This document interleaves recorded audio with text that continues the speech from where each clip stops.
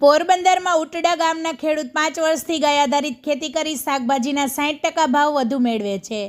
પોરબંદરમાં ઉટડા ગામના ખેડૂત 5 વર્ષથી ગાય આધારિત ખેતી કરી શાકભાજીના 60% ભાવ વધુ મેળવે છે અને સોશિયલ મીડિયાના માધ્યમથી 150થી 200 જેટલા ગ્રાહકો સાથે સતત સંપર્ક રાખી શાકભાજી ઘરે પહોંચાડીને સારી આવક મેળવી રહ્યા છે.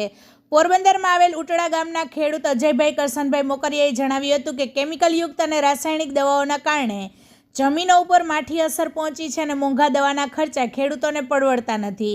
તો બીજી તરફ મજૂરી, ખાતર અને જંતુનાશક દવાના ખર્ચાની સરખામણીમાં પૂરતા પ્રમાણમાં ખેડૂતોને ખેત પેદાશોનું ઉત્પાદન મળતું નથી અને અનેક ખેડૂતો ઝીરો બજેટમાં ગાય આધારિત ખેતી કરવાથી સારી એવી આવક મેળવે છે. તેમણે જણાવ્યું છે કે વર્ષ 2019થી એટલે કે 5 વર્ષથી ગાય આધારિત પ્રાકૃતિક ખેતી તરફ વળ્યો છે અને ગાયનું છાણ, ગૌમૂત્ર, ચણાનો લોટ, જીવંત માટીથી વિવિધ આયામો જીવામૃત, બીજામૃત, ઘન જીવામૃત અને વાપસા જાતે તૈયાર કરી પ્રાકૃતિક ખેતીમાં રીંગણા, ટમેટાં, મરચાં, ધાણા, લસણ, કઠોળ વગેરેનું ઉત્પાદન કરે છે.